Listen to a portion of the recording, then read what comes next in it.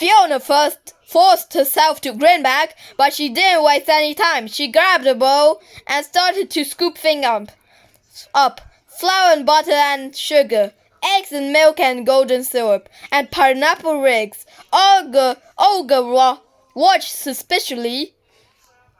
"What are you doing? Making a delicious pudding," said Fiona. Olga licked her lips. "Inside for you and outside for me." "All right," Fiona smiled cunningly. "Could you fetch some spoons?" Then a cupboard, sideboard, next to the grapes. "Grapes!" Olga's eyes gleamed as she was off. Zap! Quick as flash, Fiona poured the golden syrup in a glass dish and dropped the pineapple rings, spooned the cake mixture on the top and pushed the dishes into a microwave. Then she peeped the dining room door. Olga was busy eating grape skins. Fiona smiled. The moment of upside down cake was cooked. She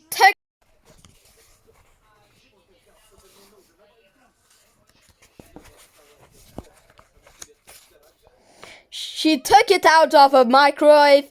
The sponge outside was set, and through the glass she couldn't see the inside. Delicious sticky pineapple.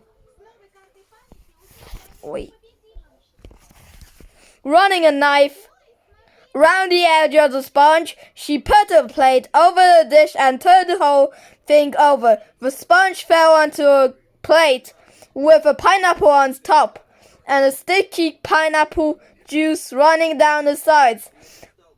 The sponge outside was inside and the pineapple inside was outside. Fiona looked towards the dining room. Zap! There was Olga at the table with a spoon in her hand. As Fiona put the pudding on the table, Olga stared at it, licking her lips with a long pink tongue. Then the pineapples vanished and only a plain sponge was left. "Push the pudding across to Fiona. You can have that," said Olga. Fiona took a breath. "I don't like outside," she said. Outside, Olga looked down at the remains of the pudding and turned pale. What was that? Pineapple upside-down cake. Olga stared at it for a moment and then she shrieked. "Arg!"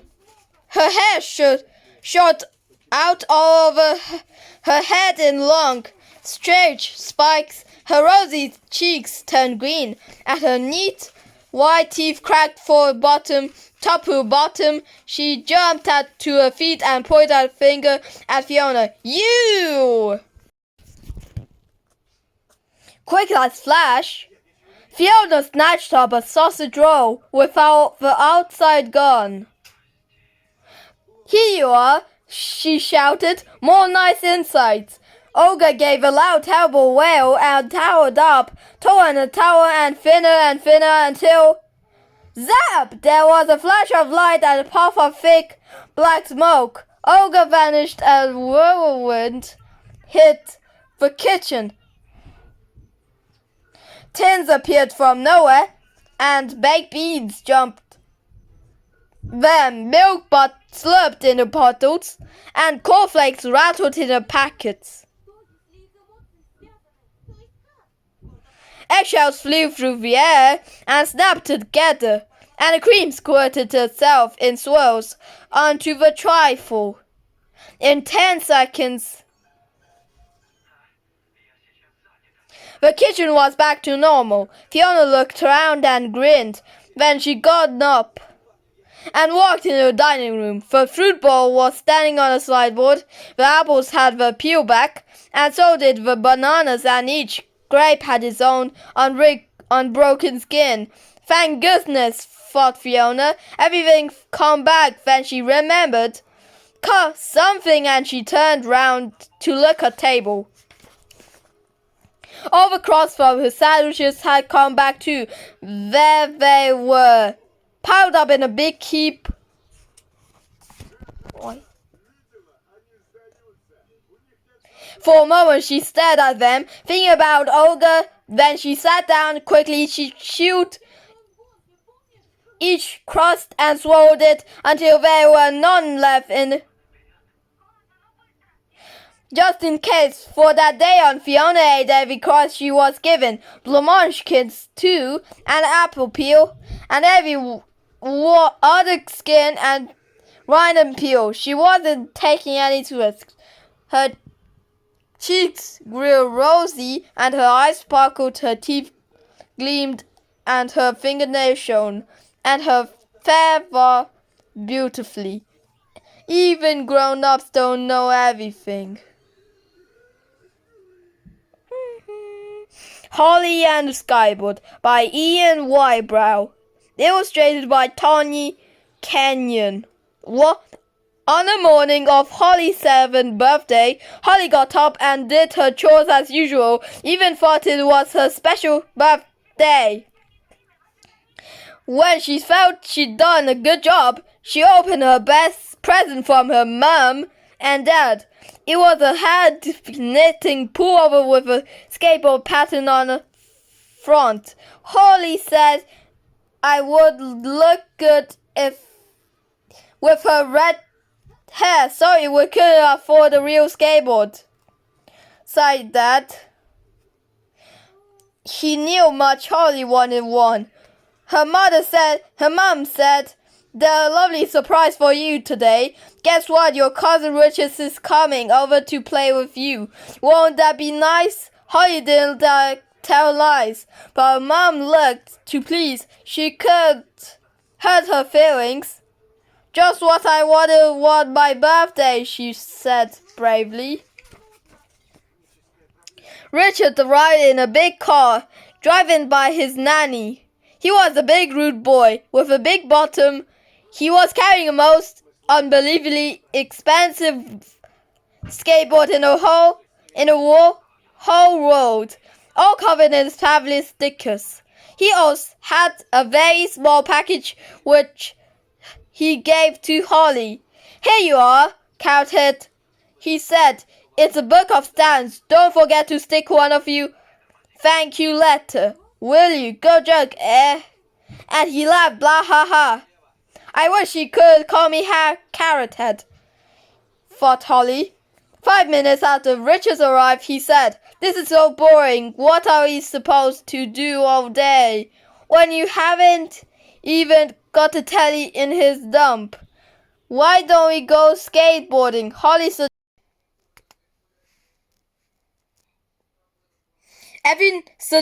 suggested. Every night ever since she could remember, Holly has dreamed about skateboards in a dream. She had a skateboard with magic buttons on it. If she wanted to do a fantastic trick, all she had to do was press a button. She looked longingly at Richard's skateboard, hoping that perhaps he would let her try it out. "No way," Richard snapped. "I bet you haven't even got a skate park here or anything." Holly said no. They did have a skate park, but there was quite big off-roadway out the back. "Why don't we go and see?" she said. There was a good slope that went down and down. They're up in the front of some big blue garage door.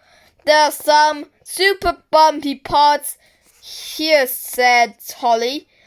They would be fun for lying down, and there's a drain to dodge by curb." "What do you know about it, girlie?" said Richard. "And what does that stupid old man want?" Holly turned to see her next door neighbor, Mr. Windrush, waving to her over his back gate. "Happy birthday, Holly," he called. "Would you and your cousin like to come into a workshop and see the present I made for you?" "I'm not coming," shouted Richard. "I have homemade presents." And with that, he jumped off his fancy skateboard and whizzed up down the slope. Holly ran over a gate. "Don't take any notice of him, Mr. Windrush," she said. "He's just a bit well," said Old Man. "He's just spoiled. He can't help being rude." "Well," said Old Man, "I hope you won't be a—" When Holly saw the skateboard lying on Mr. Windrush's workbench, she wasn't just surprised. She was astonished. She jumped as if somebody had popped out from behind the sofa and shouted, "Hey!" because the skateboard was exactly like the one she had riding in her dreams, right down to the top, to round buttons on the top. All she could say was, "Gosh, Mr. Windrush, I don't believe it. Thank you, thank you, thank you." It made Mr. Windrush very happy to see how pleased Holly was. He shut the gate after her, gave it a contented little pat, and went indoors. That were where the tips of Mr. Windrush fingers had and shouted rainbow-colored leaves and clusters of chocolate fudge bars. "What a piece of junk," laughed Richard. He saw Holly's new skateboard. Holly took no notice. She laid on her skateboard and enjoyed the lovely curvy feeling she got as it picked up speed down the slope. "Too peasy," shouted Richard. "Watch me and I'll show you how you can do on a real skateboard." He turned his hat around and showed Holly how did standies, kneelies, wheelies, and jumpies. He went really fast and he never fell off. No, not once. Then he showed her big lump of plastic at the back, so he could stamp out and make the board jump up.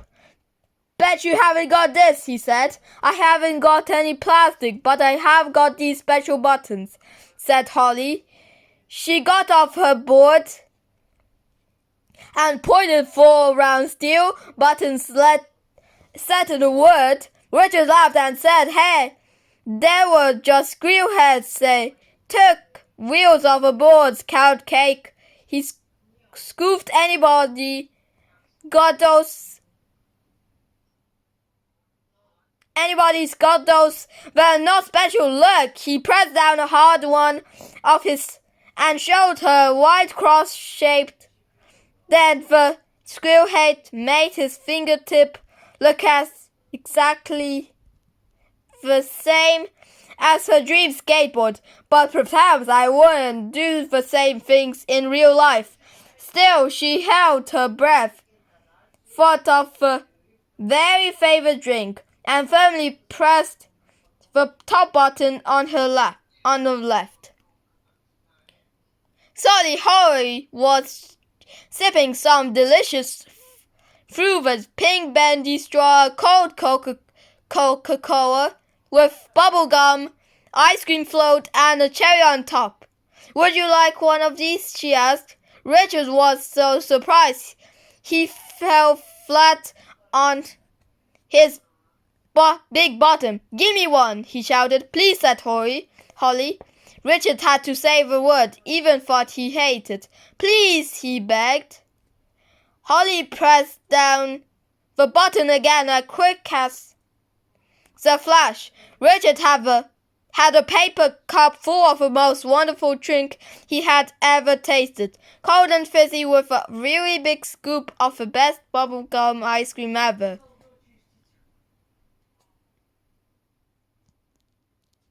He couldn't believe his eyes. "When did this come from?" he demanded. "I just plain wanted special buttons, that's all," explained Holly. She sucked hard and made made the coke rattle in the bottom of her cup. Ah, she gasped and she finished. Just what I needed. She put the empty paper cup down on her skateboard as soon as it touched it and the dull brown wood. The cup went and vanished. Richard's mouth dropped in amazement. Let's go skateboarding, laughed Holly. For a minute, when Holly seemed to be doing magic tricks, Richard had lots for words, but as soon as he heard her say, let's go skateboarding, he found his voice again. Watch me, he yelled, dropping his cup because this is going to be hard. Miss Special Buttons. He raced down the slope, screaming his head off, jigged to avoid a pothole, bent his knees and nearly bounced the skateboard up over a curb before spinning around and stopping in a flurry of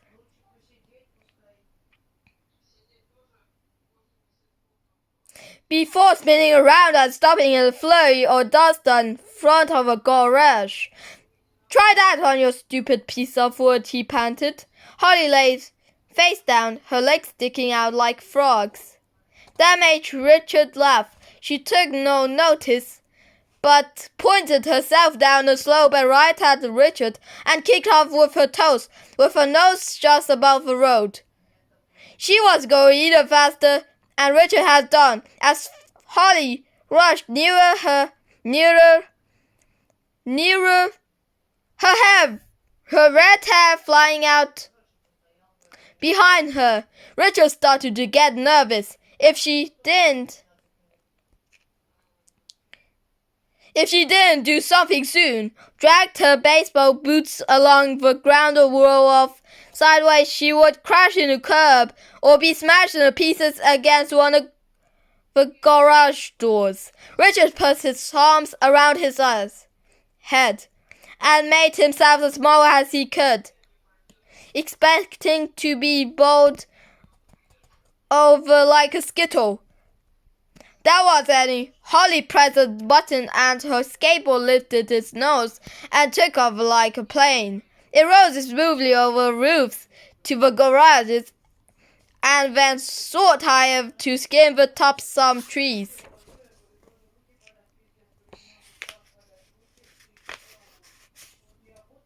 Holly looked down at the cottages below, shrunk to the sizes of toys. Richard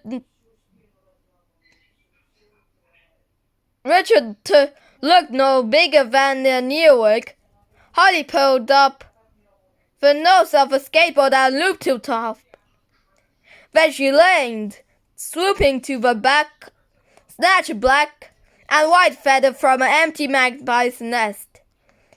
In her hair, pink smoke came out of the back of her skateboard, and she wrote her name in the joined-up letters in the sky. Then she dived and landed expertly on the road before rolling down to where Richard was still glued on to the spot. Let's go in and have some lunch now, shall we? Holly said, cool as Coca-Cola with a bubblegum ice cream float. All through lunch, Richard sat looking at magpie feathers in Holly's hair and while wondering how he could get a magic skateboard out of her. Finally, he had a very cunning idea. When the car named for him, Richard ran up Holly's mom and gave a big kiss, which he had never done before, and said, thank you very much for having me, which he had never done before. And then he said, before I go, I would like to give Holly my fabulous, expensive skateboard and I just have her ugly old homemade one. How about that? Holly was too surprised to answer and asked for her mom and dad. They thanked Richard for coming, thinking what a lucky girl Holly was to have such a generous cousin. Holly wandered out into a garden, Richard's skateboard outside a sad sigh.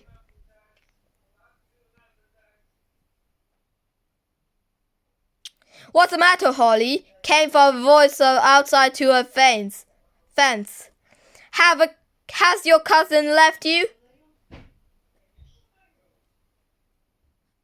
I hope you won't be upset, Mr. Windrush, sniffled Holly. But Richard's taking a lovely skateboard you made from me and left me his.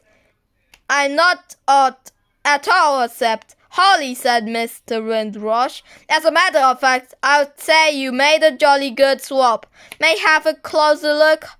Holly passed it over the fence. Mr. Windrush held it just with the tips of his fingers touching the beautifully smooth wood and feeling a cold metal strip along its edge. Why is a dream of a skateboard? He smiled, and he handed back when she took her arms at once. More. Holly was surprised to notice that it had 4 round steel buttons where the screw head had seen. Happy skyboarding, Holly, said Mr. Windrush. Meanwhile, out of the motorway, there was a big traffic jam. And in the middle of a big traffic jam, there was a big car. And a big back seat of a big car, there was a big rude boy with a big bottom. And a big boy with a big bottom let out a big scream, because no matter how hard he pressed the buttons on the homemade skateboard, and he got was a little white cross-shaped dent on his tip of his finger. The Snow Maze by Jan Mark, illustrated by John Ormerod. On the way to school, Joe found a key. It was in the long grass, so he did not see it. He kicked it with his toe. It flew into air and clicked up a stone. Then he saw it. Joe picked up his key. He held it in the air and turned around. It was not like the key of Joe's front door. It wasn't like a key of a back door, but it was twice as long and 3 times heavier. Made the giant drop his key? Joe said. He took the key to school and showed it to E-Room. Maybe a giant drop it, said Joan. Can I hold it? E-Room said. Joe let E-Room hold the key while he continued. It was a special way of counting. 1 elephant, 2 elephant, 3 elephant, 4 elephant, 5 elephant.